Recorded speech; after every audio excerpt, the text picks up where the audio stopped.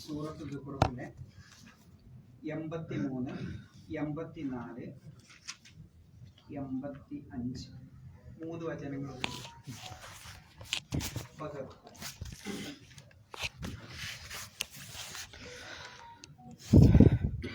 أعوذ بالله من الشيطان الرجيم. بسم الله الرحمن الرحيم.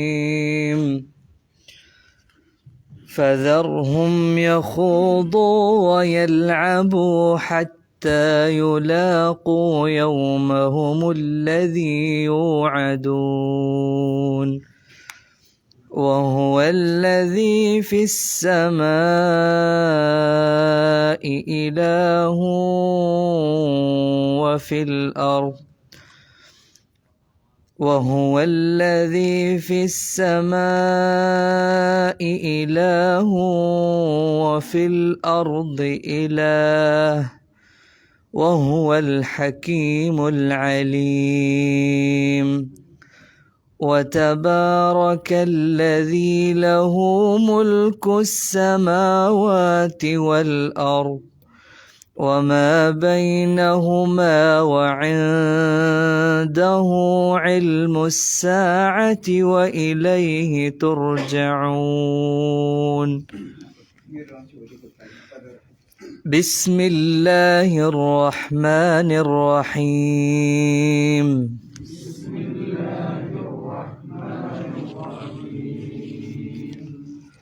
فذرهم يخوضوا ويلعبوا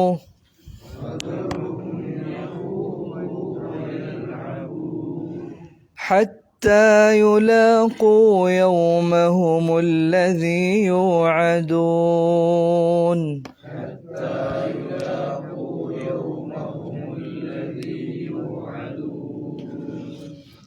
وهو الذي في السماء إله وفي الأرض إله وهو الذي في السماء إله وفي الأرض إله وهو الحكيم العليم.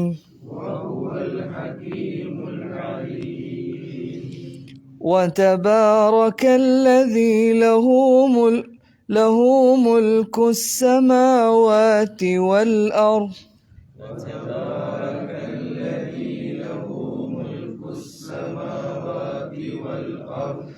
وما بينهما وعنده علم الساعة وإليه ترجعون.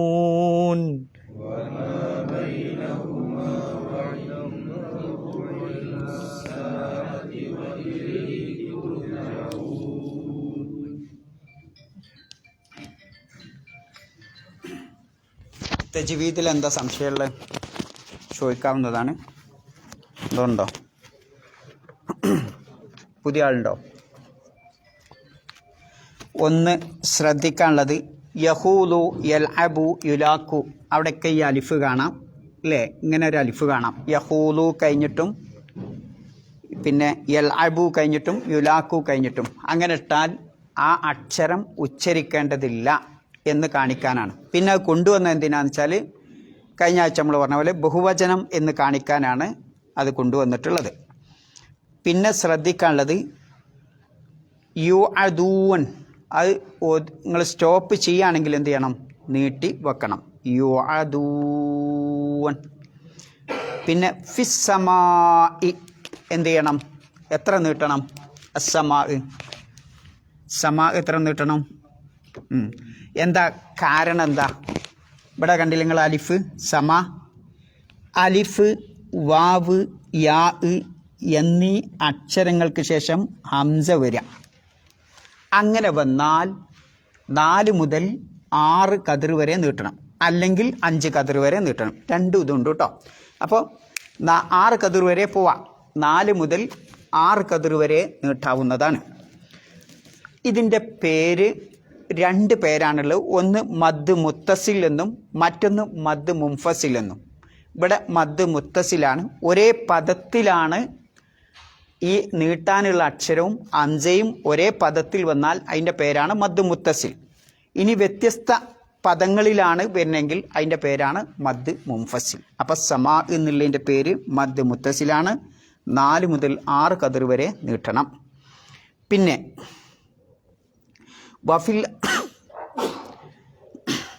വഫിൽ അർളി ഇലാഹ്, അവിടെ നിങ്ങൾ പിന്നെ വഖഫ് ചെയ്യുകയാണെങ്കിൽ എങ്ങനെ ഓതണം? ഒന്നുകൂടി നീട്ടി ഉച്ചരിക്കണം. വഫിൽ അർളി ഇലാഹ്. ഇനി പിന്നെ അവിടെ നിർത്തി പോവുകയാണെങ്കിൽ അതിൻ്റെ ആവശ്യമില്ല, 2 ഖദർ നീട്ടിയാൽ മതി. പിന്നെ വഹുവൽ ഹക്കീമുൽ അലീം, അവിടെയും സ്റ്റോപ്പ് ചെയ്യുകയാണെങ്കിൽ എന്ത് വേണം? 4 മുതൽ 6 വരെ നീട്ടാവുന്നതാണ്. പിന്നെ ലഹു കഴിഞ്ഞിട്ട് ചെറിയൊരു കുട്ടിവാവ് ഉണ്ടില്ലേ, അത് മദ്ദു സിലത്തി സൂറ എന്ന് കാണിക്കാനാണ് ആ വാവ് വന്നിട്ടുള്ളത്.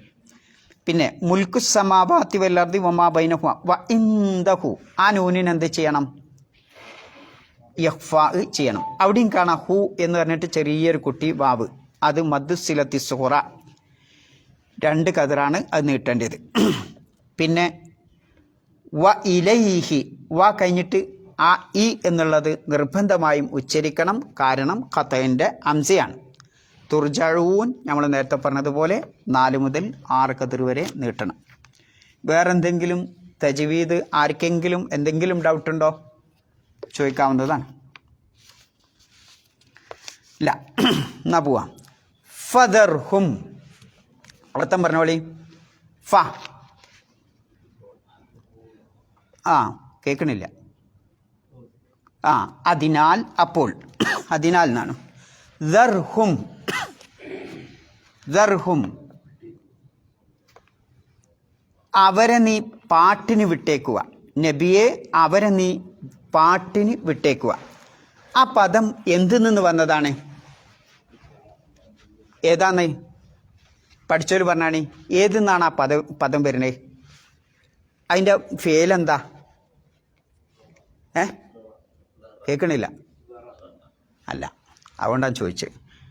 വ സ റ, വദറയാണ്. ദറ അല്ല, ദറ എന്ന് പറഞ്ഞാൽ സൃഷ്ടിച്ചു എന്നാ. വദറ എന്ന് പറഞ്ഞാൽ തറക്കാണ്, ഉപേക്ഷിച്ചു എന്നാ. ഇതിൽ നിന്ന് അമ്രുണ്ടാക്കൽ എങ്ങനെ? അമ്രുണ്ടാക്കുന്ന രൂപം എങ്ങനെ? പഠിച്ചവർക്കൊരു ചെറിയ സുഖം ഉണ്ടാവും കേട്ടോ. അതിൻ്റെ മുലാരി എടുക്കുക. വദറ യദറു അല്ലേ? എന്നിട്ട് മുലാറത്തിൻ്റെ അക്ഷരത്തെ കളയാം. അവിടെ പിന്നെ അംസ കൊണ്ടുവരണം എന്നാ. പക്ഷേ അതിൻ്റെ മുമ്പുള്ളത് ഇവിടെ എന്തായിരുന്നു? വാവായിരുന്നു. അപ്പം അവിടെ അംസ കൊണ്ടുവരൂല. അപ്പം എന്ത് പറയും? സ, ഇതിന് അവസാനത്തേന് സുക്കൂൻ കൊടുക്കും, സർ.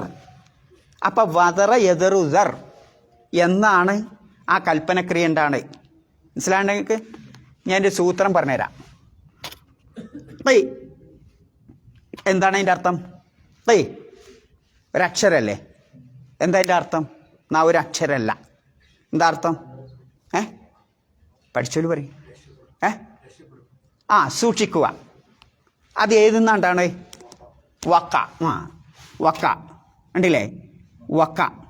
ഇത് അമ്രാക്കുമ്പം ഇതൊക്കെ ഇല്ലത്തിൻ്റെ അക്ഷരമാണ്. അപ്പോൾ ഇല്ലത്തിൻ്റെ അക്ഷരമാകുമ്പം ഇതിനും കളിയും ഇതിനും കളിയും. അവസാനം അവിടെ എന്താ ഉള്ളത്? കൈ. മനസ്സിലായില്ലേ? അതാണ് അതിൻ്റെ സൂത്രം. അതേപോലെ വന്നതാണ് ഇത്. ഫദർഹും, ഫ വേറെയാണ്. ഫ, അതിനാൽ, ദർ, നബിയെ താങ്കൾ വിട്ടേക്കുക, ഉപേക്ഷിക്കുക. ഹും, അവരെ. അപ്പം ഫദർഹും എന്ന് പറഞ്ഞാൽ എന്തൊക്കെ അർത്ഥമുണ്ട്? നബിയെ താങ്കൾ അവരെ വിട്ടേക്കുക, ഉപേക്ഷിക്കുക. യഹൂലു,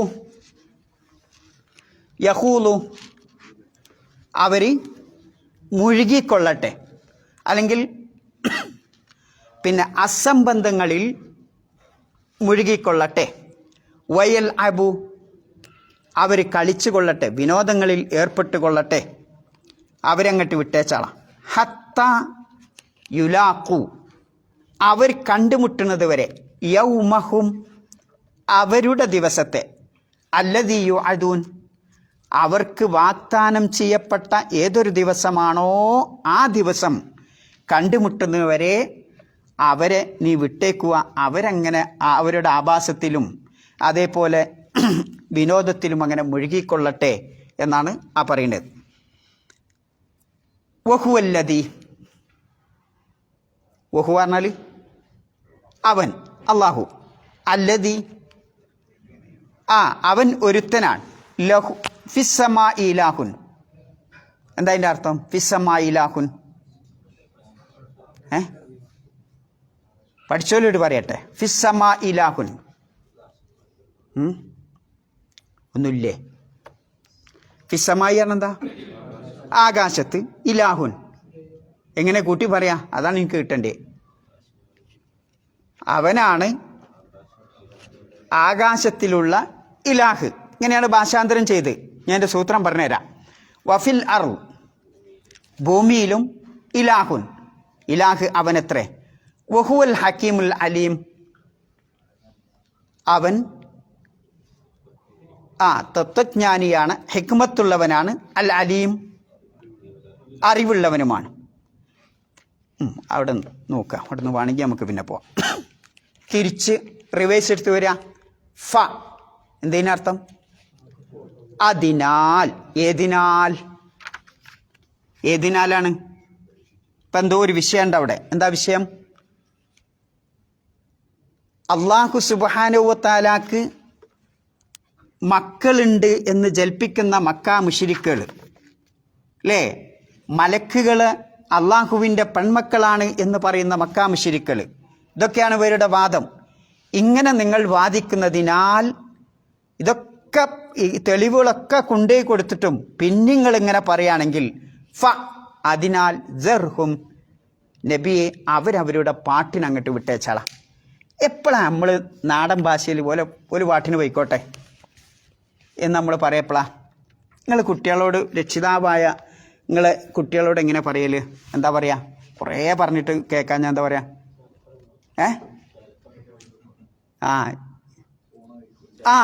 മലപ്പുറം ജില്ല പോണ വൈക്കോൻ പോട്ടെ അല്ലേ, ഇജ്ജ് പോണ വൈക്ക് വയ്ക്കോ എന്ന് പറയും. അതേ ശൈലിയാണ്. അപ്പം അതിൻ്റെ പിന്നിൽ എന്തുണ്ട്? ആ വാപ്പയുടെ അങ്ങേയറ്റത്തെ പ്രതിഷേധമാണ് അതിൻ്റെ പിന്നിലുള്ളത്. ഇതന്നെയാണ് വിശുദ്ധ ഖുർആനും.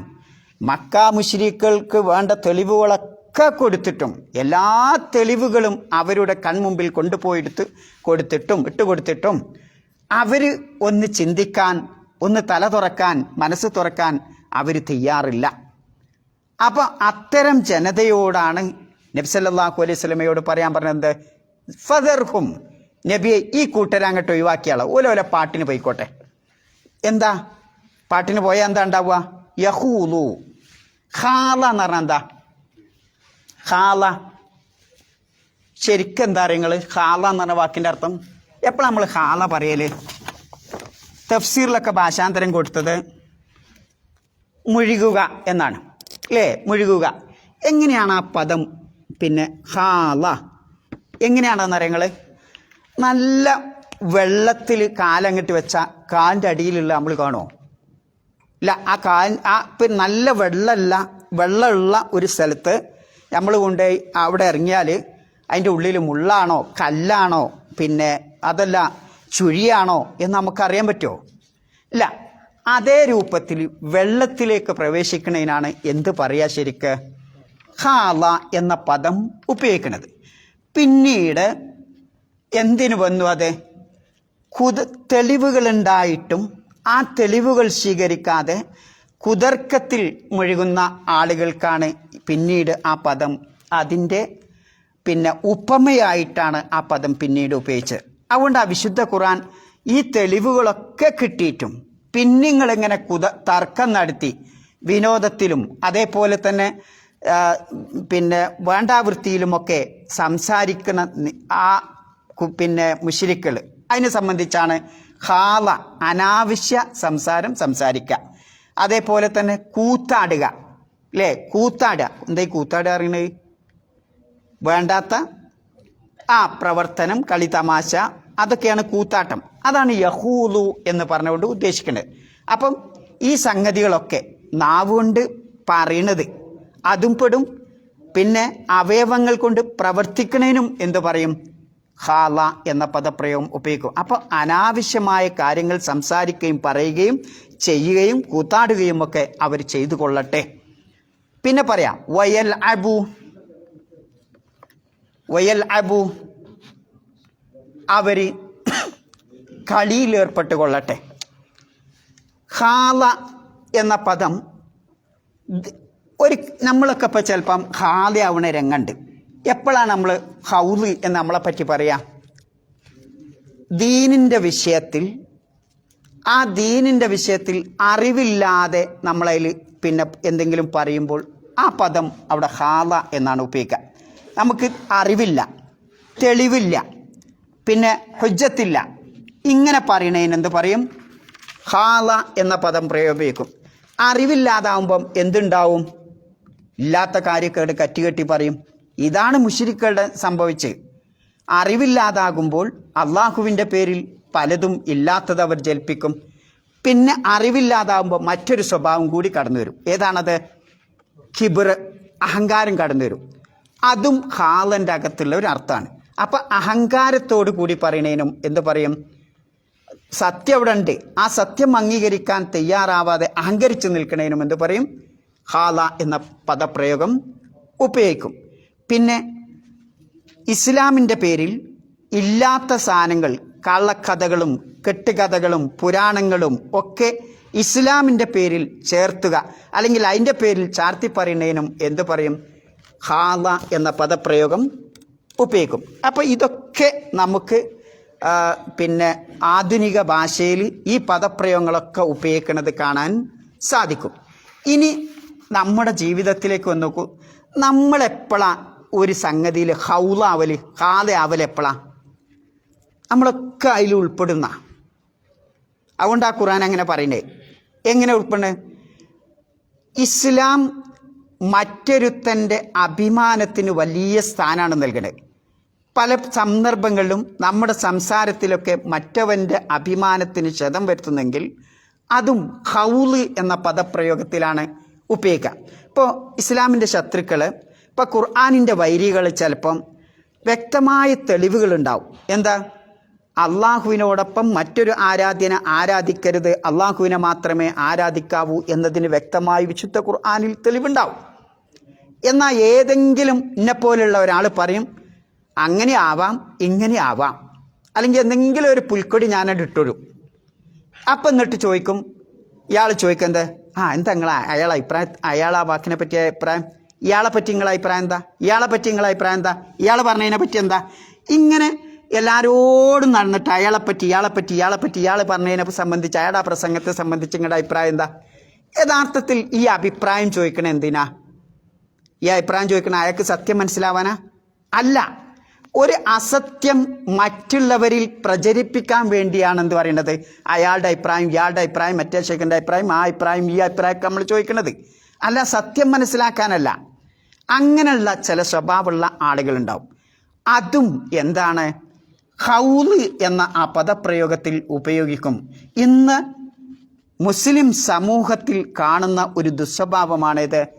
ഇത്തരത്തിലുള്ള സ്വഭാവം, സത്യം മനസ്സിലാക്കാൻ ആഗ്രഹിക്കാതെ, ഹക്ക് മനസ്സിലാക്കാൻ ആഗ്രഹിക്കാതെ, മറ്റവനെ പിന്നെ ഇടിച്ചു താഴ്ത്താൻ വേണ്ടി ഓരോരുത്തരുടെ അഭിപ്രായങ്ങൾ പറഞ്ഞുകൊണ്ട്, അപ്പോൾ ഇത് കേൾക്കുന്ന ആളുകളുണ്ടാവും, അവർക്ക് ഇസ്ലാമിനെ പറ്റി ഒരു പിന്നെ എന്തുണ്ടാവും? അതിനെപ്പറ്റിയൊരു വില ഉണ്ടാവില്ല, ഒരു മൂല്യം ഉണ്ടാവില്ല. ആ മൂല്യം കുറച്ച് കാണിക്കാൻ ഇങ്ങനെയൊക്കെ പത്രത്തിലൂടെയോ അല്ലെങ്കിൽ മാധ്യമങ്ങളിലൂടെയോ ഒക്കെ ചോദിക്കണേനും എന്ത് പറയും? ഖൗല് എന്ന പദപ്രയോഗം ഉപയോഗിക്കുന്നു.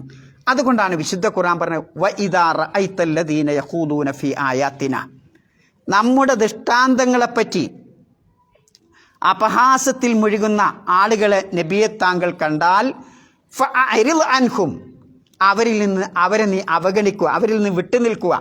ഹത്താ യഖൂലു ഫീ ഹദീസിൻ ഗൈരി, മറ്റൊരു വർത്തമാനത്തിൽ അവർ മുഴുകണവരെ എന്ന് പറഞ്ഞാൽ അള്ളാഹുവിൻ്റെ വിശുദ്ധ ഖുർആനിൻ്റെ ആയത്തുകളെയോ പ്രവാചകൻ്റെ സുന്നത്തിനെയോ ഒക്കെ ആരെങ്കിലും കളിയാക്കിയിട്ട് തമാശയാക്കിയിട്ട് അത് എന്താക്കുക, അതിനെ കൊച്ചാക്കണ വർത്താനം ഏതെങ്കിലും സദസ്സെന്ന് കണ്ടാൽ ആ സദസ്സിലിരിക്കാൻ പാടില്ല. എന്ത് ചെയ്യണം? അവിടുന്ന് വിട്ടേച്ച് പോവണം എന്നതാണ് അത് നമ്മെ പഠിപ്പിക്കുന്നത്. റസൂലുള്ളാഹി സ്വല്ലല്ലാഹു അലൈഹി വസല്ലമ വളരെ ഉച്ചത്തിലുള്ള ശബ്ദത്തിൽ ഒരിക്കൽ മിമ്പറിൽ നിന്ന് പറഞ്ഞ കാര്യമാണ്, യാ മഅ്ശറ മൻ ഖദ് അസ്ലമ ബിലിസാനി, നാവ് കൊണ്ട് മുസ്ലിമായ വിശ്വാസികളെ, വലം യുഫ്ലിൽ ഈമാന ഇലാ കൽബി, പിന്നെ ഹൃദയത്തിലേക്ക് വിശ്വാസം എത്തിയിട്ടില്ലാത്ത മനുഷ്യരെ, ലാ തുഉസു അൽ മുസ്ലിമീന, നിങ്ങൾ മുസ്ലിങ്ങളെ എന്താക്കരുത്, ഉപദ്രവിക്കരുത്, വലാ തുഗയ്യിറൂഹും, അവരെ നിങ്ങൾ ആക്ഷേപിക്കരുത്, വലാ തത്തബിയു ഔറാത്തിഹിം, അവരുടെ നഗ്നത കണ്ടെത്താൻ വേണ്ടി നിങ്ങൾ ചുയിഞ്ഞന്വേഷിക്കരുത്. ഫഇന്നഹു മൻ തതബ്ബ ഔറത്ത അഖീഹിൽ മുസ്ലിം, ഒരു വിശ്വാസിയായ മുസ്ലിമായ മനുഷ്യൻ്റെ നഗ്നഭാഗം കാണാൻ വേണ്ടി നിങ്ങളിങ്ങനെ പിന്നാലെ കൂടിയാൽ തതബ്ബ അള്ളാഹു ഔറത്തു, അവൻ്റെ ഔറത്ത് നഗ്നഭാഗം അള്ളാഹു വെളിവാക്കും എന്നുള്ളതാണ്. വമൻ തതബ്ബ അള്ളാഹു ഔറത്തുഹു, ഒരാളുടെ നഗ്നഭാഗം മറച്ചു വെക്കേണ്ട സ്ഥലം അത് ആര് ചുഴിഞ്ഞന്വേഷിക്കുന്നുവോ യുഫ്ലി, അള്ളാഹു അത് പുറത്തു കൊണ്ടുവന്നാൽ യുഫ്ലി ഉള്ളാഹ്, അള്ളാഹു അവനെ മ്ലേച്ഛമാക്കുന്നതാണ് എന്നതാണ്. അപ്പോൾ ഒരാളെ ഇസ്ലാമിനെ ഇടിച്ചു താഴ്ത്താൻ വേണ്ടി ഏതെങ്കിലും ഒരു വ്യക്തിയുടെ സ്വഭാവം അല്ലെങ്കിൽ മറ്റെന്തെങ്കിലും കാര്യം പറഞ്ഞിട്ട് അത് സമൂഹത്തിൽ ഇങ്ങനെ ഇട്ടുകൊടുക്കണം, ആ സ്വഭാവം ഇസ്ലാമിൽപ്പെട്ടതല്ല, വിശുദ്ധ ഖുർആൻ അതിന് എതിരാണ് എന്നുള്ളതാണ്. ആലോചിച്ച് നോക്കുങ്ങൾ, സ്വർഗവാസികളായ ആളുകൾ നരകവാസികളായ കുറ്റവാളികളെ പറ്റി ആ സ്വർഗത്തിൽ നിന്ന് ഇങ്ങനെ അന്വേഷിക്കുമ്പോൾ അവർ ചോദിക്കുന്ന ചില ചോദ്യമുണ്ട് നരകവാസികളോട്, കുറ്റവാളികളോട്. എന്താണ്? മാ സലക്കക്കും ഫീ സക്കർ, കത്തിയാളുന്ന നരകത്തിൽ ഈ പ്രവേശിക്കാനുള്ള കാരണം എന്താ കുറ്റവാളികൾ? കാലു, അവരൊന്നാമത് പറയുന്നത് എന്താ? കാലു ലം നക്കു മിനൽ മുസല്ലീൻ, ഞങ്ങൾ നമസ്കരിക്കുന്നവരുടെ കൂട്ടത്തിൽപ്പെട്ടിരുന്നില്ല എന്ന് പറഞ്ഞാൽ ജമാഅത്തായി നമസ്കരിച്ചിരുന്നില്ല, അവരുടെ കൂട്ടത്തിൽ ഞങ്ങളുണ്ടായി. ഒന്നാമത്തെ കാരണതാ. രണ്ടാമത്തെ വലം നക്കു നുത്ഇമുൽ മിസ്കീൻ, പട്ടിണി പാവങ്ങൾക്ക് ഒരു നേരത്തെ ഭക്ഷണം കൊടുക്കാൻ പോലും പ്രേരണ നൽകിയിരുന്നില്ല, അല്ലെങ്കിൽ ഭക്ഷണം കൊടുത്തിരുന്നില്ല. പിന്നെ മൂന്നാമത്തത് പറഞ്ഞത് വകുന്ന നഖൂദു മഅൽ ഖായിലീൻ, വേണ്ടാത്ത പ്രവൃത്തിയിലും വാക്കുകളിലും മുഴുകിയിരുന്ന, അസംബന്ധങ്ങളിൽ മുഴുകിയിരുന്ന ആളുകളോടൊപ്പം ഞങ്ങളും ഇങ്ങനെ മുഴുകിപ്പോയി. അതാണ് മൂന്നാമത്തെ കാരണം. നാലാമത്തെ കാരണം വകുന്ന നുകദ്ദിബു ബിയൗമിദ്ദീൻ, പുനരുത്ഥാന നാൾ, ഇങ്ങനെ ഒരു മരണത്തിന് ശേഷം വീണ്ടും ഒരു ജീവിതമുണ്ട് എന്ന യൗമുദ്ദീനെ പറ്റി ഞങ്ങൾ കളവാക്കിയിരുന്നു, അതിനൊക്കെ ഞങ്ങൾ തള്ളിപ്പറഞ്ഞു. ഹത്താ അത്താനിൽ യക്കീൻ, അങ്ങനെ മരണമാകുന്ന ആ ഉറപ്പായ മരണം ഞങ്ങളെ വന്നുപിടികൂടി, അതാണ് ഞങ്ങളെ നരകത്തിലേക്ക് പ്രവേശിക്കാനുള്ള കാരണം എന്ന് കുറ്റവാളികളായ ആളുകൾ. അപ്പോൾ അതിൽ പറയുന്ന 4 കാര്യം നോക്കി നിങ്ങൾ. ഒന്നാമത്തെ സ്ഥാനം നമസ്കാരമാണ്. രണ്ടാമത്തത് മറ്റുള്ളവർക്ക് എന്തെങ്കിലും കൊടുക്കാനുള്ള ദാനധർമ്മം, അതിൽ ഏറ്റവും പ്രധാനപ്പെട്ടതാണ് ഭക്ഷണം. പിന്നെ വേണ്ടാവൃത്തിയിൽ സമയം ഇങ്ങനെ കഴിച്ചുകൂട്ടാം, വേണ്ടാത്ത കാര്യത്തിന് സമയം അങ്ങനെ തള്ളി നീക്കുക, അതാണ് ഹൗല് എന്ന് പറയുന്നത്. നമ്മൾക്ക് ഏറ്റവും വിലപ്പെട്ടത് നമ്മുടെ ജീവിതത്തിൽ ഈ ആയുസ്സാകുന്ന സമയമാണ്. ആ സമയം വേണ്ടാത്ത കാര്യത്തിൽ ഏർപ്പെടുന്നതിനാണ് ഹൗല്. അതാണ് ഞാൻ വെള്ളത്തിലേക്ക് ഊളിട്ട് പോവുക എന്ന് പറഞ്ഞത്. ആ ഊളിട്ട് പോയാൽ തിരിച്ചു വരുമോ എന്ന് നമുക്ക് അറിയില്ല. ആ രൂപത്തിൽ നമ്മുടെ സമയം ചെലവഴിക്കണതിനാണ് എന്ന് പറയാം. ഇപ്പോൾ ഉദാഹരണമായിട്ട് നമ്മുടെക്കൊക്കെ ഉള്ളൊരു സ്വഭാവമാണ്, എന്തെങ്കിലും ഒരു സമയം കിട്ടിയാൽ എന്താ നമ്മൾ പറയാം? മറ്റവനെ പറ്റി ഗീബത്ത് പറയും, നമീമത്ത് പറയും, അല്ലേ? ഇത്തരം സ്വഭാവമൊക്കെ എല്ലാവരിലും കാണാം. റസൂലുള്ളാഹി സ്വല്ലല്ലാഹു അലൈഹി വസല്ലം പറയാൻ, എന്താ അതദ്റൂന, പറഞ്ഞോളി, മൽ ഗീബ, ഗീബത്ത് എന്ന് പറഞ്ഞാൽ എന്താണെന്ന് അറിയോ? സഹാബത്തിനോട് ചോദിക്കാൻ. ഖാലു അല്ലാഹു റസൂലുഹു ആയിലം, നബിയെ അള്ളാഹും റസൂലുമാണ് ഏറ്റവും അറിയുന്നവൻ. ഖാല, എന്നിട്ട് പറയാണ്, ദിക്റുക അഹാക ബിമാ യക്റഹു, തൻ്റെ സഹോദരന് വെറുപ്പുള്ള ഒരു കാര്യം നീ പറയലാണ്, പ്രസ്താവിക്കലാണ് എന്ത്, പിന്നെ എന്ത് ഗീബത്ത് എന്ന് പറയുന്നത്. കീല, അപ്പോൾ സഹാബത്ത് നിന്ന് ചോദ്യം വന്നു, അഫറഅയ്ത ഇൻ കാന ഫി അഖീക മാ തഖുൽ, നീ പറയുന്ന ആ കാര്യം, അല്ലെങ്കിൽ ഞാൻ പറയുന്ന കാര്യം, മാക്കുൽ, ഞാൻ പറയുന്ന ആ കാര്യം നിന്റെ സഹോദരനിൽ ഉണ്ടായാലോ, അങ്ങനെ ഒരു കാര്യം ഉണ്ടായാലോ? കാല, നബി പറയാണ്, ഇൻ കാന ഫീഹി മാ തഖൂൽ ഫഖദ് ഇഖ്തബ്തഹു, ഞാൻ ഉണ്ടായാൽ തന്നെ അയാളുടെ അസാന്നിധ്യത്തിൽ നീ ഗീബത്ത് പറഞ്ഞു. ഞാൻ ഇല്ലെങ്കിലോ ഇല്ലാത്ത പിന്നെ കാര്യം അയാളിൽ വെച്ച് കെട്ടി പറഞ്ഞു എന്നതാണ് റസൂലുള്ളാഹി സ്വല്ലല്ലാഹു അലൈഹി വസല്ലം വിവരിക്കുന്നത്. അപ്പോൾ നമ്മളെ സമയം പോകുന്ന ഹൗലുണ്ടാവുന്ന ഒരു രംഗമാണേത്. ഒഴിവ് സമയമൊക്കെ നമ്മൾ വേണ്ടാത്തതിന് ഇങ്ങനെ ഉപയോഗിക്കും എന്നുള്ളതാണ്. അത് ചിലപ്പോൾ ഊഹം പറയാനോ ഒക്കെ അങ്ങനെ ആയിരിക്കും എന്നുള്ളതാണ്. അതുകൊണ്ട് നാം മനസ്സിലാക്കേണ്ടത് ഇന്ന് നമ്മുടെ സമയമൊക്കെ പലപ്പോഴും പോവുക ദുനിയാവിൻ്റെ കാര്യത്തിന് വേണ്ടിയിട്ടായിരിക്കും. അതുകൊണ്ടാണല്ലോ ഫദറുഹും പിന്നെ പറയണത് എന്താ, യഹൂലു കഴിഞ്ഞിട്ട് എന്താ പറയണത്, യൽ അബു. എന്താണ് ആ പദം യൽ അബു പറയുന്നത്? ലഅബ് എന്ന് പറയുന്നത് എന്താ?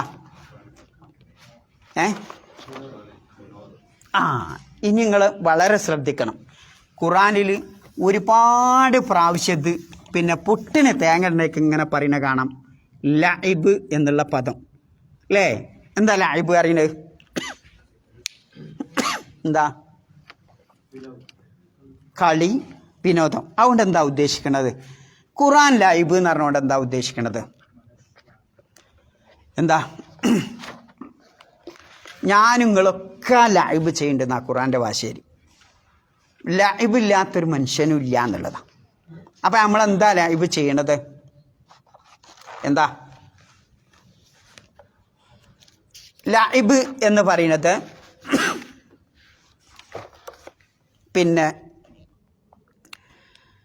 ഒരു മനുഷ്യൻ അവൻ്റെ സമയം അവന് ഉപകാരമില്ലാത്ത കാര്യത്തിൽ ഇങ്ങനെ ഉപയോഗിക്കുന്നതിനാണ് എന്ത് പറയുക? ലഅബ് എന്ന് പറയുന്നത്. ഒരു മനുഷ്യൻ അവൻ്റെ സമയം, അവൻ്റെ ആയുസ് അവന് ശരിക്കും അത് ഉപകാരപ്പെടില്ല. അങ്ങനെ ഉപകാരപ്പെടാത്ത കാര്യത്തിന് ഇങ്ങനെ അവൻ ഉപയോഗിച്ചുകൊണ്ടിരിക്കും. അതിനാണ് ലഅബ്. ഇപ്പോൾ ഉദാഹരണമായിട്ട് ഒരു പ്രത്യേക സമയം, മനുഷ്യൻ്റെ ജീവിതം ഓരോരോ മർഹലകളല്ലേ, ഓരോരോ സ്റ്റേജാണല്ലോ അല്ലേ? ഒന്ന് നമ്മൾ തിഫിലായിരിക്കുമ്പോൾ ഒരു 5 വയസ്സ് വരെയുള്ള സ്റ്റേജ്, അവിടുന്ന് ഒരു 20 വയസ്സ് വരെയുള്ള വേറെ സ്റ്റേജ്, പിന്നെ ആ 25 മുതൽ ഒരു 30 വയസ്സ് വരെയുള്ള വേറെ സ്റ്റേജ്, അവിടുന്ന് ഒരു 40-50 വയസ്സ് വരെയുള്ള സ്റ്റേജ്, 60 കഴിഞ്ഞാൽ വേറെ സ്റ്റേജ്, അതും കഴിഞ്ഞാൽ മറ്റൊരു സ്റ്റേജ്. ഇങ്ങനെ മനുഷ്യൻ്റെ ജീവിതം പരിശോധിച്ച് നോക്കുമ്പോൾ കുറേ മർഹലകളാണ്, ഈ സ്റ്റേജുകളാണ്. ആ സ്റ്റേജിൽ ഒരു കളിപ്പാവനോട് ഏറ്റവും താല്പര്യം ഉണ്ടാവുന്ന സമയം എപ്പോഴാണ്? എത്ര വയസ്സാവുമ്പോഴാണ്?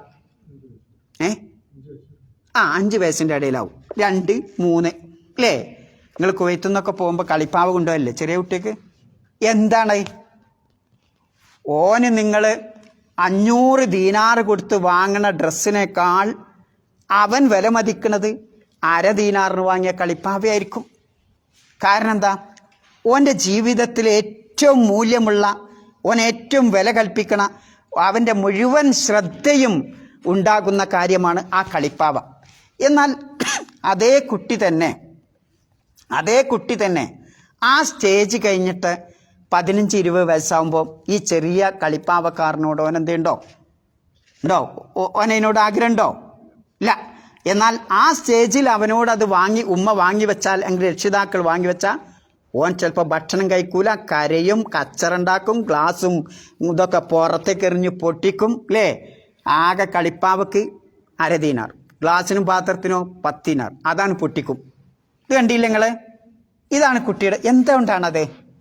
ഓൻ്റെ മുഴുവൻ ശ്രദ്ധ, ഓൻ ഏറ്റവും വിലപ്പെട്ടത് അതാണ്. എന്നാൽ അതേ സ്റ്റേജ് കഴിയുമ്പം എന്തുണ്ടാവില്ല? ഓന് ഇതിനൊരു വില ഉണ്ടാവില്ല. എത്ര ആകുമ്പം? 15-20 വയസ്സാകുമ്പോൾ ഈ കളിപ്പാവനോട് അവന് വില ഉണ്ടാവുക ഇല്ല. അപ്പോൾ അവനെന്താവും? വലിയ ബൈസിക്കിളോ സൈക്കിളോ അല്ലെങ്കിൽ കാറോ, ഇപ്പോഴത്തെ കുട്ടികൾക്കൊക്കെ കാറൊക്കെ ആയിരിക്കും അല്ലേ? അതിനോടാണ് അവൻ്റെ താല്പര്യം. അതൊക്കെ കഴിഞ്ഞ് പിന്നെ കുറേയുടെ കഴിയുമ്പം, എടാ ഒന്ന് അങ്ങോട്ട് പോകണം മോനെ, അന്ന് ഡ്രൈവ് ചെയ്യണം. ഓന് ഡ്രൈവ് ചെയ്യാനും ആഗ്രഹം ഉണ്ടാവില്ല. ഓൻ്റെ മനസ്സൊക്കെ മാറിയിട്ടുണ്ടാവും 25 വയസ്സാകുമ്പോൾ. ഓനെ കിട്ടൂല പിന്നെ അല്ലേ? 10-18 വയസ്സാകുമ്പം ഓൻ പറയാൻ അങ്ങനെ നോക്കി കേൾക്കാരം ചാടി കയറി ഡ്രൈവ് ചെയ്യും. എന്നാൽ 25-26-30 വയസ്സാകുമ്പോൾ ഓനെ കിട്ടൂല. ഇപ്പം എനിക്കിതൊരു പഠിക്കാണ്ട് അല്ലെങ്കിൽ ഇവിടെ പോവാണ്ട് എന്നൊക്കെ പറഞ്ഞ് ഓനെ കിട്ടൂല അല്ലേ? എന്താണ്? അപ്പം അതിനോടുള്ള താല്പര്യം പോയി. പിന്നെ അവൻ്റെ മനസ്സ് വേറെ എവിടെയൊക്കെയോ ആണ്. എവിടെയൊക്കെ പിന്നെ കാണുന്ന കുട്ടികളും വിവാഹമൊക്കെ ആയിരിക്കും അവൻ്റെ മനസ്സിലുണ്ടാവണേ. ആ സ്റ്റേജോടെ കഴിഞ്ഞാലോ, അപ്പോൾ നോക്കണ ഏറ്റവും ഭംഗിയുള്ള ഓൻ്റെ മനസ്സിനൊത്ത ആ രൂപത്തിലുള്ള കാര്യങ്ങളായിരിക്കും നോക്കിപ്പോണത്. പിന്നെ ആ സ്റ്റേജും കഴിഞ്ഞാലോ ഒരു കുട്ടികളൊക്കെ ഉണ്ടായി അങ്ങനെയുള്ള രക്ഷിതാവാണെങ്കിലോ വീട് പണിയണം, ആ വീടിൻ്റെ ഫ്ലോറിങ് എങ്ങനെ ആവണം, അതിൻ്റെ വാതിൽ ഏത് തേക്കാവണം, ഏത് പിന്നെ നിലമ്പൂര് തേക്കാണോ അതല്ല മറ്റേ ഇറക്കുമതി തേക്കാവണോ, ഇങ്ങനെയൊക്കെയാണ് അവൻ്റെ ചിന്ത അല്ലേ. അതിൻ്റെ ചുമര് എന്താവണം, ഇങ്ങനെ ആയിരിക്കും മനുഷ്യൻ്റെ സംസാരം ആ വീടുണ്ടാവണവരെ. വീടൊക്കെ ഉണ്ടായി ആ സ്റ്റേജും കഴിഞ്ഞാലോ അതിൻ്റെ ഇടയിൽ കുറേ സമ്പാദിക്കണം, എങ്ങനെയെങ്കിലുമൊക്കെ സമ്പാദിക്കണം എന്ന ചിന്തയും വരും.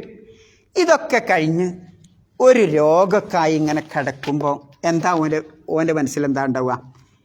എന്തിനെ ഇപ്പം ഞാൻ അങ്ങ് പിന്നെ മലേഷ്യ നിങ്ങൾ പറയല് മലേഷ്യയിൽ നിന്നുള്ള മരം കൊണ്ട് ഈ വീടൊക്കെ ഉണ്ടാക്കി എന്തിന് എന്നപ്പം അവൻ ചിന്തിക്കും.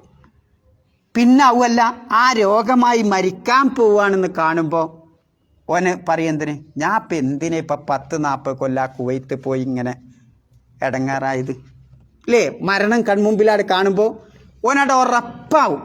അപ്പം നോക്കി നിങ്ങൾ ഓരോ സ്റ്റേജിലും ചില കാര്യങ്ങളോട് വളരെ ശ്രദ്ധ, ഓൻ്റെ മുഴുവൻ ചിന്ത, മുഴുവൻ സംസാരം ഏത് സഹോദരനെ കാണുമ്പോൾ ഇതേ അവന് പറയാനുള്ളൂ. ഓന് ഫോൺ ചെയ്യുകയാണെങ്കിൽ അതേ ചോദിക്കാനുള്ളൂ. എന്നാൽ ആ സ്റ്റേജ് കഴിഞ്ഞാൽ പിന്നെ വർത്താനൊന്നും ഉണ്ടാവില്ല. ഇതാണ് മനുഷ്യൻ്റെ അവസ്ഥ. ഇതാണ് ലഇബ് എന്ന് പറയുന്നത്. ഒരു മർഹല കഴിഞ്ഞ് മറ്റൊരു മർഹലയിലേക്ക് കടക്കുമ്പോൾ താഴെ മർഹലിന് ഓനൊരു വിലയില്ല, മൂല്യമില്ലാത്ത അവസ്ഥ. ദുനിയാവ് മുഴുക്കെ അങ്ങനെയല്ലേ? ആലോചിച്ച് നോക്കേണ്ടി നിങ്ങൾ. ദുനിയാവ് മുഴുക്കേ അങ്ങനെയാണ്. നമ്മൾ എത്ര സമ്പാദിച്ചാലും, എത്ര വലിയ വീട് കയറ്റിയാലും, എന്താണോ നമ്മൾ ആഗ്രഹിക്കണം കൊതിക്കണമൊക്കെ സമ്പാദിച്ചുണ്ടാക്കി വെച്ചാലും ഒരു പ്രത്യേക സ്റ്റേജ് വരുമ്പോൾ നമ്മൾ ദുനിയാവിനോട് വിട പറയാൻ പോവാണെന്നില്ല ഉറപ്പ് മനസ്സിലേക്കാട് കയറി വരുമ്പം അതിനൊന്നൊരു വിലയും നമുക്കുണ്ടാവില്ല. അപ്പം നമ്മൾ പറയും എന്തിനാ ഇപ്പം ഞാനോടി. ഇനി ഖബറിലേക്കാട് പോയി ആ ഖബറിൽ മലക്കുകളൊക്കെ ഇങ്ങനെ വരുമ്പോൾ അങ്ങനെ ദുനിയാവിലേക്കൊന്ന് തിരിച്ച് ചിന്തിക്കുകയാണെങ്കിൽ ഓൻ്റെ എന്താവും, എന്തിനാ ഇപ്പം ഞാൻ ദുനിയാവിൽ ഇത്ര ഇടങ്ങാറായത് എന്നവിടെ വെച്ച് പറയും. എന്തിനാ മക്കളെ നിങ്ങളിങ്ങനെ ഓടണേ എന്നാ വാപ്പ മക്കളോട് പറയും എന്നുള്ള അല്ലേ. ഖബറാളി വന്ന് തിരിഞ്ഞ് പറയുകയാണെങ്കിൽ, പക്ഷേ പറയൂല. അപ്പം ഇതാണ് സ്വർഗത്തിൻ്റെ മഹാ അനുഗ്രഹങ്ങളൊക്കെ കാണുമ്പോൾ, നരകത്തിൻ്റെ ഭയാനകതയും കാണുമ്പോൾ ആ ദുനിയാവൊക്കെ ഓൻ്റെ മനസ്സിൽ പുച്ഛാവും അല്ലേ. 30 വയസ്സായ കുട്ടിക്ക് കളിപ്പാവനെ എങ്ങനെ പുച്ഛമായി കാണുന്നുവോ അതേപോലെ നാളെ ഖബറിൽ കിടക്കുമ്പോൾ ആ സ്വർഗവും നരകവും ഒക്കെ അള്ളാഹുവിൻ്റെ മലക്ക് ഇങ്ങനെ കാണിച്ചു കൊടുക്കുമ്പോൾ അവന് ഇതിനൊന്നൊരു വില ഉണ്ടാവില്ല എന്നുള്ളത്. ആ അവസ്ഥക്കാണ് എന്തു പറയുന്നത്?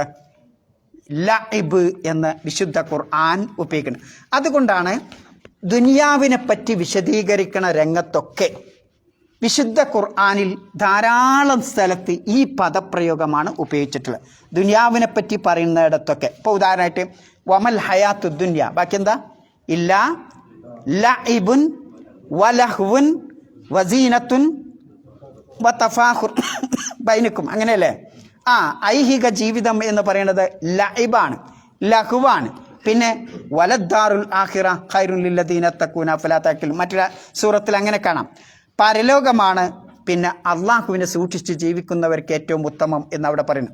അപ്പോൾ അവിടെയും അള്ളാഹു തആല ഉപയോഗിച്ചത് ഐഹിക ജീവിതം പറഞ്ഞ ഉടനെ ലഇബിലേക്കാണ് കൊണ്ടുവന്നത്. ഇന്നമൽ ഹയാത്തു ദുനിയ ലഇബുൻ വലഹ്വുൻ, സൂറത്ത് മുഹമ്മദിൽ അവിടെ പറയുന്നുണ്ട് യഅലമൂ അന്നമൽ ഹയാത്തു ദുനിയ ലഇബുൻ വലഹ്വുൻ വസീനത്തുൻ വതഫാഖുറുൻ ബൈനക്കും വതകാസുറുൻ ബൈനക്കും ഫിൽ അംവാലി വൽ അൻഫുസ് എന്ന് പറഞ്ഞിട്ട് അവിടെയും അള്ളാഹു സുബ്ഹാനഹു വ തആല ഹദീദിൽ പറയുന്നത് കാണാം. ഇങ്ങനെ വിശുദ്ധ ഖുർആൻ ഐഹിക ജീവിതത്തെപ്പറ്റി പരാമർശിച്ചിടത്തൊക്കെ എന്തുണ്ട്? ലഇബും ലഹ്വും പറഞ്ഞത് കാണാം. അതിൻ്റെ ഉദ്ദേശത ദുനിയാവ് മൊത്തത്തിൽ എന്താണ്? ഒരർത്ഥത്തിൽ ലഇബ് എന്ന ആശയത്തിൽപ്പെട്ടതാണ് എന്നുള്ളത്. എന്നാൽ ലഹ്വ് എന്ന് പറയുന്നതോ? ലഹ്വ് പറയുന്നത് എന്താ ലഹ്വ്? അവർക്ക് ഞങ്ങളോട് പറഞ്ഞിട്ടുണ്ട് അല്ലേ? എന്താ ലഹ്വ്? മറന്നോ? ലഇബുൻ ലഹ്വ് എന്ന് പറഞ്ഞില്ല ദുനിയാവ്. ലഹ്വ് പറഞ്ഞാൽ എന്താ? എന്താ എന്താ വിനോദം നമ്മൾ പറയുന്നത് എന്താ സംഗതി? അതുകൊണ്ട് ഉദ്ദേശിക്കണം എന്താ? വിനോദം നമ്മൾ മലയാളത്തിൽ പറയാം, ട്രാൻസ്ലേറ്റ് ചെയ്തതാ. എന്താണ് സംഗതി? മനുഷ്യൻ്റെ അവൻ ശ്രദ്ധിക്കേണ്ട സുപ്രധാനമായ കാര്യങ്ങളുണ്ടാവും. അത് ശ്രദ്ധിക്കാതെ പോണതിനാണ് എന്ത് പറയണേ ലഹ്വ് എന്ന് പറയുന്നത്. ഓൻ ചെയ്യേണ്ട ഓൻ്റെ പ്രധാനപ്പെട്ട ഉത്തരവാദിത്തം ഉണ്ടാവും. ഓൻ ശ്രദ്ധിക്കേണ്ട, ഓൻ്റെ മനസ്സ് കൊടുക്കേണ്ട, ശ്രദ്ധ കൊടുക്കേണ്ട പ്രധാനപ്പെട്ട കാര്യം ഉണ്ടാവും. അത് ചെയ്യാതിരിക്കണതിനാണ് എന്ത് പറയണത്, അതിന് പിന്നെ അവനെ ശുഗലാക്കുന്ന കാര്യത്തിനാണ് ലഹ്വ് എന്ന് പറയാം. ഇപ്പോൾ ഉദാഹരണമായിട്ട് ലഹ്വ് ഇസ്ലാമിൽ പിന്നെ ഹറാമാണോ? അല്ല, ഹറാമല്ല, അനുവദിച്ചു തന്നെ. അപ്പം ഈ അനുവദിച്ച് കിട്ടി എന്നുള്ള കളിയും എന്താണ്? അനുവദിച്ചത് തന്നെ, മുബാഹാണ്. അപ്പം ഈ മുബാഹ് എന്ന ഗേറ്റിലൂടെ കയറി ചെന്നുകൊണ്ട് മനുഷ്യൻ്റെ പ്രധാനപ്പെട്ട കാര്യങ്ങൾ ദൗത്യം നിർവഹിക്കാതെ ഈ മുബാഹിൻ്റെ പിന്നാലെ ഇങ്ങനെ ഈ കളിയുടെയും തമാശയുടെയും പിന്നിലൂടെ മനുഷ്യൻ്റെ സമയം ഇങ്ങനെ മുഴുവൻ സമയം അവൻ ചെലവഴിക്കും. അത് ചിലപ്പോൾ അവയവങ്ങളെ കൊണ്ടുണ്ടാവും, മനസ്സുകൊണ്ടുണ്ടാവും, കൽബുകൊണ്ടുണ്ടാവും. അവയവങ്ങളെ കൊണ്ടുണ്ടാവുമ്പോൾ എന്താവും, അത് ചിലപ്പം ദീനിൽ നിന്ന് ആളുകളെ തടുത്തു നിർത്താൻ വരെ ആ അവയവം ഉപയോഗിക്കും. മനസ്സുകൊണ്ടാകുമ്പോഴോ അതാണ് ഏറ്റവും വലിയ വിപത്ത്. അവിടെ ഗഫലത്ത് എന്ന് പറയുന്ന സംഗതി കടന്നു വരും. അതുകൊണ്ടാണ് വിശുദ്ധ ഖുർആൻ വലാ തുതി മൻ അഗ്ഫൽനാ ഖൽബഹു അൻ ദിക്രിന, നമ്മുടെ ദിക്റിനെ പറ്റി നിന്നെ അശ്രദ്ധയിലാക്കി കളയുന്ന, ഗഫലത്തിലാക്കി കളയുന്ന ആളുകളെ നീ പിൻപറ്റരുത് എന്ന് പറയുന്നത് കാണാം. അപ്പോൾ ഇതൊക്കെ ഇപ്പം എന്തിനാണ് ഞാൻ പറയുന്നത്? ഇന്ന് നമ്മുടെ അവസ്ഥ ഒന്ന് ആലോചിച്ച് നോക്കുങ്ങൾ. മഹാനായ റസൂലുള്ളാഹി സ്വല്ലല്ലാഹു അലൈഹി വസല്ലമയുടെ സഹാബത്തിൻ്റെ ജീവിതത്തിലൊരു ഇത് കാണാം. ഹൻളലൻ്റെ സംഭവം അറിയോ നിങ്ങൾക്ക്? അറിയോ? നാഫഖ് ഹൻളല എന്ന് പറഞ്ഞ സംഗതി ഇല്ലേ? ഇമാം മുസ്ലിം റിവായത്ത് ചെയ്ത ഹദീസിൽ ഇങ്ങനെ കാണാം. പിന്നെ ഹൻളല പറയാണ്, ഒരിക്കൽ ഹൻളല റളിയല്ലാഹു അൻഹു പുറപ്പെട്ടപ്പം മഹാനായ അബൂബക്കർ സിദ്ദീഖ് റളിയല്ലാഹു അൻഹു കണ്ടുമുട്ടി. അപ്പോൾ അബൂബക്കർ റളിയല്ലാഹു അൻഹു ചോദിക്കൂ, കൈഫക യാ ഹൻളല, ഹൻളല എങ്ങനെയുണ്ട് എന്ന്, കൈഫ അൻത യാ ഹൻളല എന്ന് ചോദിച്ചു. എങ്ങനെയുണ്ട്? ഖാല, അപ്പം ഹൻളല പറഞ്ഞു, നാഫഖ ഹൻളല, ഹൻളല എന്താണ്? മുനാഫിക്കായി, കപടവിശ്വാസിയായി. ഖാല, അപ്പോൾ അബൂബക്കർ റളിയല്ലാഹു അൻഹു ചോദിച്ചു, സുബ്ഹാനല്ലാഹ് മാ തഖൂൽ, എന്താ പറ്റി പറഞ്ഞു, മുനാഫിക്കായി എന്നോ? ഖാല, അപ്പം ആ ഹൻളല പറയാണ്, ആ മഹാനായ അബൂബക്കർ റളിയല്ലാഹു, നകൂനു ഇൻദ റസൂലില്ലാഹി സല്ലല്ലാഹു അലൈഹി വസല്ലം, അള്ളാഹുവിൻ്റെ റസൂലിൻ്റെ സന്നിധിയിൽ ആ സദസ്സിൽ ഞങ്ങനെ ഇരിക്കുമ്പോൾ, യുദക്കിറുന ബിന്നാരി വൽ ജന്ന, അള്ളാഹുവിൻ്റെ റസൂല് നരകവും സ്വർഗവും ഞങ്ങൾക്ക് ഇങ്ങനെ വിശദീകരിച്ച് ഇങ്ങനെ തരുമ്പോൾ, ഹത്ത കഅന്ന റഅയു ഐനിൻ, ഞങ്ങൾ കണ്ണുകൊണ്ട് ആ നരകം നോക്കിക്കാണുന്ന പോലെയുള്ള ഒരു അനുഭൂതി ഞങ്ങൾക്കുണ്ടാവുന്ന. റസൂലുള്ളാഹി സ്വല്ലല്ലാഹു അലൈഹി വസല്ലം സദസ്സിൽ ഇരിക്കുമ്പോൾ ഞങ്ങൾക്ക് ഭയങ്കര ഭയമാണ്. നരകവും സ്വർഗവും ഒക്കെ ഇങ്ങനെ കേൾക്കുമ്പോൾ നരകത്തെപ്പറ്റി ഭയം, സ്വർഗത്തെപ്പറ്റിയുള്ള ആഗ്രഹമൊക്കെ ഉണ്ടാവും, നല്ല വിശ്വാസം ഉണ്ടാവും. എന്നാൽ ഫഇദാ ഖറജ്നാ മിൻ ഇൻദി റസൂലില്ലാഹി സ്വല്ലല്ലാഹു അലൈഹി വസല്ലം, ഞങ്ങൾ തിരുദൂതരുടെ സന്നിധിയിൽ നിന്ന് അങ്ങോട്ട് പുറത്തേക്ക് വന്നാലോ, ഹാഫസ്ന അൽ അസ്വാജ വൽ ഔലാദ വൽ ലൈആത്ത്, ഞങ്ങളെ ഭാര്യമാരും ഇണകളും കുട്ടികളും അതേപോലെ ഞങ്ങളെ എസ്റ്റേറ്റും തോട്ടവും അതൊക്കെ ആയി ഞങ്ങളിങ്ങനെ ഇടപഴകുമ്പോൾ, ഫനസീന കസീറ, ഈ ഒരുപാട് കാര്യങ്ങൾ ഞങ്ങളവിടെ മറന്നു പോകും. ഖാല അബൂബക്കർ, അപ്പോൾ അബൂബക്കർ റളിയല്ലാഹു അൻഹു പറഞ്ഞു, ഫവല്ലാഹി ഇന്നാ ലനൽകാ മിസ്ല ഹാദാ, നമ്മളിങ്ങനെ ഈ ഒരു അവസ്ഥ നമുക്കുണ്ടാവാറുണ്ട്. അങ്ങനെ മഹാനായ അബൂബക്കർ റളിയല്ലാഹു അൻഹും ഹൻളലയും ഹൻളല റളിയല്ലാഹു അൻഹും കൂടിയിട്ട് നബി സല്ലല്ലാഹു അലൈഹി വസല്ലമയുടെ സന്നിധിയിലേക്ക് പോയി ഈ വിവരം റസൂലുള്ളാഹി സല്ലല്ലാഹു അലൈഹി വസല്ലമയോട് പറഞ്ഞു. അപ്പോൾ അതെന്താ റസൂലെ എന്ന് ചോദിച്ചപ്പം കാര്യമൊക്കെ എങ്ങനെ പറഞ്ഞു, നിങ്ങളെ സദസ്സിലായിരിക്കുമ്പോൾ ഞങ്ങൾക്ക് ഇങ്ങനെ ഒരു അവസ്ഥ ഉണ്ടാവും, സദസ്സട് വിട്ടാൽ ഞങ്ങൾ വീണ്ടും എന്തായി, ഞങ്ങളുടെ മനസ്സൊക്കെ മാറിപ്പോവാണ് റസൂലെ എന്ന് പറഞ്ഞപ്പോൾ റസൂലുള്ളാഹി സ്വല്ലല്ലാഹു അലൈഹി വസല്ലം പറയാം, വല്ലത്തി നഫ്സി ബിയദി, അല്ലാഹുവാണ് സത്യം, ഇന്ന ലൗ തദൂമൂന അലാ മാ തകൂനൂന ഇന്ദി, നിങ്ങൾ എൻ്റെ അടുക്കൽ ഏതൊരു പ്രകാരമാണോ എൻ്റെ സദസ്സിലിരിക്കുന്നത് അതിങ്ങനെ ദായിമാകുകയാണെങ്കിൽ, സ്ഥിരമായിരിക്കുകയാണെങ്കിൽ, വഫി ദിക്ർ, അള്ളാഹുവിനെ ഓർത്തുകൊണ്ടുള്ള ആ സദസ്സിൽ ഇങ്ങനെ ഇരിക്കുകയാണെങ്കിൽ, ലസാഫഹത്തുഹുമുൽ മലായിക്ക, മലക്കുകൾ വന്ന് നിങ്ങൾക്ക് ഷെയ്ഖാൻഡ് ചെയ്യും എന്നുള്ള.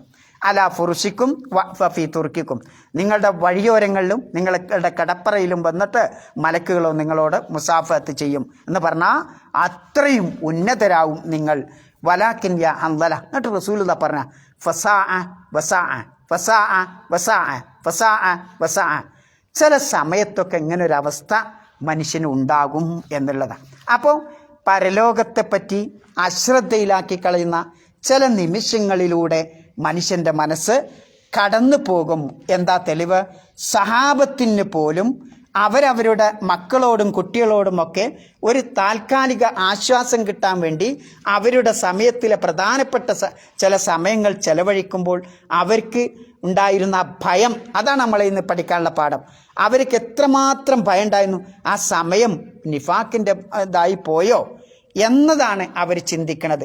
എന്നാൽ ആധുനിക മനുഷ്യരായ നമ്മളോ, നമ്മുടെ ജീവിതത്തിലെ സമയം മാത്രമല്ല നമ്മൾ ചെലവഴിക്കണത്. എന്തൊക്കെ ചെലവഴിക്കണേ? കളിക്ക് വേണ്ടി നമ്മുടെ സമ്പത്ത് എത്ര നമ്മൾ ചെലവഴിക്കണത്. നിങ്ങൾ ആലോചിച്ച് നോക്കൂ, ഒരു ടൂർണമെൻ്റ് ഉണ്ട് എന്ന് പറഞ്ഞാൽ എവിടെ? അങ്ങ് ഖത്തറിലുണ്ടെന്ന് പറഞ്ഞാൽ ഇവിടുന്ന് വണ്ടിയും വിളിച്ച് ടിക്കറ്റ് കൊടുത്ത് ഞാൻ നിങ്ങളൊക്കെ പോവും അല്ലേ?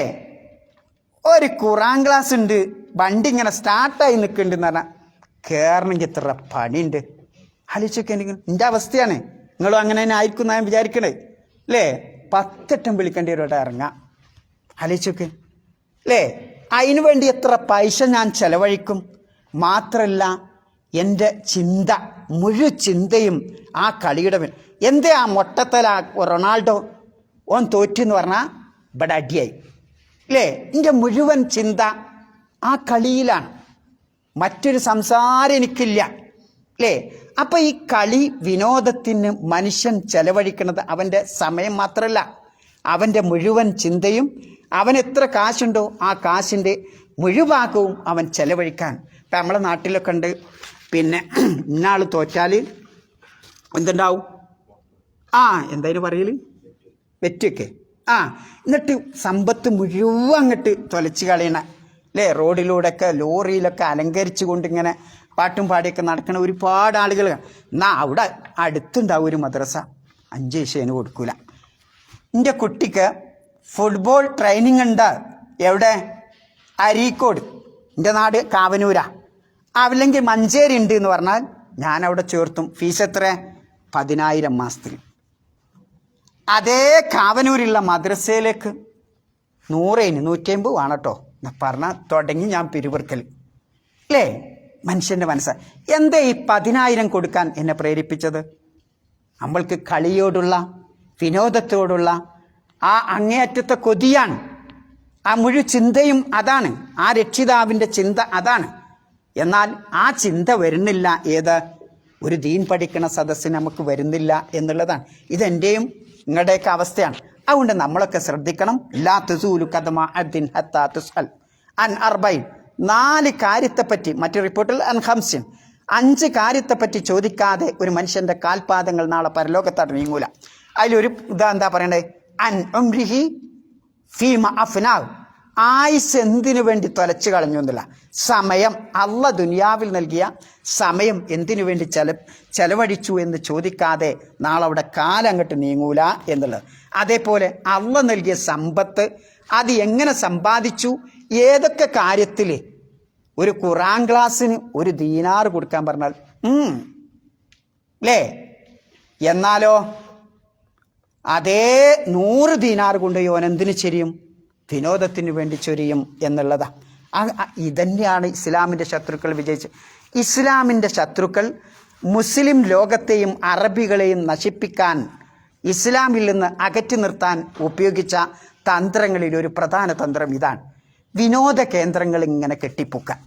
നിങ്ങൾ ഏത് രാജ്യത്ത്, മുസ്ലിം രാജ്യത്ത് ഞാൻ പറയണ്ടേ, ഏത് രാജ്യത്ത് പോയാലും നോക്കി നിങ്ങൾ, സൗദിയാണ് കുറച്ച് കുറവുണ്ടായിരുന്നു, ഇപ്പോൾ അവിടെയും വരുന്നുണ്ട് അല്ലേ? അപ്പോൾ ഏത് രാജ്യം എടുത്ത് നോക്കൂ, അവിടെ പള്ളികളേക്കാൾ മറ്റ് പല കാര്യങ്ങളേക്കാൾ അവിടെ ഇന്ന് ഉയർന്നു വരുന്നത് വിനോദ കേന്ദ്രങ്ങളാണ്. എന്താ അതിന് കാരണം? ആ വിനോദ കേന്ദ്രങ്ങളിലൂടെ മതപഠനത്തിൽ നിന്ന്, ഇസ്ലാമിൻ്റെ ചിട്ടയിൽ നിന്ന് ആളുകളെ അല്പാൽപമായി അകറ്റി നിർത്താൻ സാധിക്കും. അപ്പം ഇത് ഇസ്ലാമിൻ്റെ ശത്രുക്കളുടെ ഒരു നിലപാടാണ്. ഇതേ നിലപാട് തന്നെയാണ് ആര് സ്വീകരിക്കുന്നത്? ഞാനും നിങ്ങളുമൊക്കെ സ്വീകരിക്കുന്നത് എന്നത് ചിന്തിക്കേണ്ട ഒരു കാര്യമാണ്. അതുകൊണ്ട് നമ്മളൊക്കെ നമ്മുടെ സമയം ആ വിനോദത്തിന് എത്ര ചെലവഴിക്കേണ്ടത്, കളിക്കെത്ര ചെലവഴിക്കേണ്ടത്, അതുമല്ല നമുക്ക് അതിനെപ്പറ്റി പറയാൻ ഒരു നാണം പോലും ഉണ്ടാവില്ല, അല്ലേ? ഒരു നാണം പോലും ഉണ്ടാവില്ല. എന്നാൽ ഒരു മതപഠനത്തെപ്പറ്റി, സ്ഥാപനത്തെപ്പറ്റി, ക്ലാസ്സിനെപ്പറ്റി പറയാൻ തന്നെ നമുക്ക് നാണാവും. ഇതാണ് മനുഷ്യൻ്റെ അവസ്ഥ എന്ന് പറയുന്നത്. മങ്കാന യുഅ്മിനു ബില്ലാഹ്, മങ്കാന യുഅ്മിനു ബില്ലാഹി വൽ യൗമിൽ ആഖിർ, ആരാണോ അള്ളാഹുവിലും പരലോകത്തിലും വിശ്വസിക്കുന്നത്, ഫല്യക്കുൽ ഖൈറ, നല്ലത് പറയട്ടെ. അല്ലെങ്കിൽ എന്താ റസൂലുള്ളാഹി പറഞ്ഞത്, ഔ ലിയസ്മത്, അവൻ നിശബ്ദനാവട്ടെ, മിണ്ടാതിരിക്കട്ടെ എന്നുള്ളതാണ്. അപ്പം നമ്മൾ നാവ് തുറക്കുമ്പോൾ നല്ലതേ പറയാവൂ. അല്ലെങ്കിൽ എന്താണ് ഏറ്റവും ഉത്തമം? പിന്നെ എന്താവും? മിണ്ടാതിരിക്കലാണ്. നല്ലതല്ലാത്തത് പറഞ്ഞാൽ എന്താവും? ഫദർഹും യഹൂലു വയൽ അബു എന്ന ഗണത്തിൽ ഞാനും നിങ്ങളുമൊക്കെ ഉൾപ്പെടും എന്നതാണ് നാം മനസ്സിലാക്കേണ്ടത്. അപ്പോൾ ഒന്നുകൂടി ഓതിയൊക്കെയാണ് ഫദർഹും. എന്താ അർത്ഥം? അതിനാൽ നബിയെ ഈ ആളുകളെ പാട്ടിനാണ്ട് വിടുക. അപ്പം മക്ക മുശ്രിക്കുകളെ പറ്റി ആണെങ്കിലും പരാമർശിക്കുകയാണെങ്കിലും എന്നിലും നിങ്ങളിലുമൊക്കെ ആ സ്വഭാവം ഉണ്ടോ എന്ന് പരിശോധിക്കാനാണ് അള്ളാഹു സുബ്ഹാനഹു വ തആല നമ്മളതിങ്ങനെ പാരായണം ചെയ്യിപ്പിക്കുന്നത്. ഫദർഹും, നബിയെ താങ്കൾ അവരെ വിട്ടേക്കുക. പിന്നെന്താ പറയണത്? യഹൂലു, അവരിങ്ങനെ ആഭാസത്തിലും വേണ്ടാവൃത്തിയിലും വേണ്ടാത്ത വാക്കുകളിലും വിനോദങ്ങളിലുമായി ഇങ്ങനെ മുഴുകിക്കൊള്ളട്ടെ. വയൽ അബു, അവരുടെ ജീവിതം ഇങ്ങനെ കളി തമാശയിൽ ഇങ്ങനെ കഴിച്ചു കൊള്ളട്ടെ. പിന്നെന്താ പറഞ്ഞത്? ഹത്താ യുലാഖു യൗമഹുമുല്ലദീ യുഅദൂൻ, അങ്ങനെ തന്നെയല്ലേ? അവർക്ക് വാഗ്ദാനം ചെയ്യപ്പെട്ട ആ പുനരുത്ഥാന നാൾ വരുന്നത് വരെ അവരങ്ങനെ ചെയ്തു. അവിടെ വെച്ചിട്ട് എന്ത് ചെയ്യും? അല്ലാഹു തആല നമുക്ക് നൽകിയ ഈ അനുഗ്രഹമാകുന്ന ഈ ആയുസ്, ഈ സമയം 10, 40, 50, 60, 70, 80, 90 എത്രയാണോ ദുനിയാവിൽ ജീവിക്കുന്നത്, ആ സമയം നാളെ അല്ലാഹു തആല ചോദിക്കാതെ, അതിനെപ്പറ്റി ചോദിക്കാതെ നമ്മുടെ പിന്നെ മുന്നോട്ട് പോവുകയില്ല, കാലടി മുന്നോട്ട് പോവുകയില്ല എന്നതാണ് നാം മനസ്സിലാക്കേണ്ടത്. അവിടെ ജയിക്കാരാണ്? യഥാർത്ഥ വിശ്വാസി. ഓന് ദുനിയാവിൽ ഒരുപാട് പ്രയാസം അനുഭവിച്ചിട്ടുണ്ടാവും, അല്ലേ? ഒരുപാട് ത്യാഗം അനുഭവിച്ചിട്ടുണ്ടാവും. പക്ഷേ പരലോകത്തോടെ എത്തുമ്പോൾ ഓൻ സ്വർഗവാസിയാണെങ്കിൽ ആ ത്യാഗം അനുഭവിച്ചതൊന്നും ഓക്കാണ്ട് ഓനോട് അള്ളാഹു തആല ചോദിക്കും, എന്തൊക്കെ എനിക്ക് എന്തെങ്കിലും ബുദ്ധിമുട്ടുണ്ടായിരുന്നു? അള്ളാഹു എൻ്റെ ജീവിതത്തിൽ ഒരു തിന്മയും ഉണ്ടായിട്ടില്ല, ഒരു ബുദ്ധിമുട്ടുണ്ടായില്ല. എത്രയോ ബുദ്ധിമുട്ടില്ല. എന്നാൽ ദുനിയാവിൽ ഇങ്ങനെ മുഴുകി ആനന്ദത്തിലും വിനോദത്തിലും കളിയിലും തമാശയിലും മുഴുവൻ സമയം ചെലവഴിച്ച ഒരു അവിശ്വാസിയായ മനുഷ്യൻ നാളെ പരലോകത്തെത്തുമ്പോൾ അള്ളാഹു തആല ചോദിക്കും, എനിക്ക് എന്തെങ്കിലും പിന്നെ നന്മ എന്തെങ്കിലും ഉണ്ടായിട്ടുണ്ടോ? അള്ളാഹുവെ ഒരു നന്മ ഞാൻ അതുവരെ കണ്ടിട്ടില്ല എന്നവൻ പറയുന്ന. അപ്പോൾ സഹോദരന്മാരെ, നമ്മളൊക്കെ ചിന്തിക്കേണ്ട ഒരു കാര്യമാണ്, എൻ്റെ സമയം ഏത് സമയത്തും അത് കഴിഞ്ഞു പോവാം, കടന്നു പോവാം. നമ്മുടെ സമയവും നമ്മുടെ വാക്കുകളും പ്രവൃത്തികളൊക്കെ അള്ളാഹുവിന് തൃപ്തിയുള്ള രൂപത്തിലാണോ അല്ലേ എന്ന് ചിന്തിക്കേണ്ടതാണ്. അതിനെ ചിന്തിപ്പിക്കാനാണ് വിശുദ്ധ ഖുർആനിൻ്റെ ആ ആയത്ത് നമ്മെ പഠിപ്പിക്കും. ഖുർആനിൽ നിന്നും പ്രവാചകൻ്റെ ഹദീസിൽ നിന്നും പാഠം ഉൾക്കൊള്ളുന്ന സത്യവിശ്വാസികളുടെ കൂട്ടത്തിൽ അള്ളാഹു സുബ്ഹാനഹു വ തആല നമ്മെ ഉൾപ്പെടുത്തി അനുഗ്രഹിക്കുമാറാവട്ടെ. സുബ്ഹാനക്കല്ലാഹുമ്മ ബിഹംദിക അശ്ഹദു അല്ലാ ഇലാഹ ഇല്ല അൻത അസ്തഗ്ഫിറുക വ അത്തൂബു ഇലൈക്.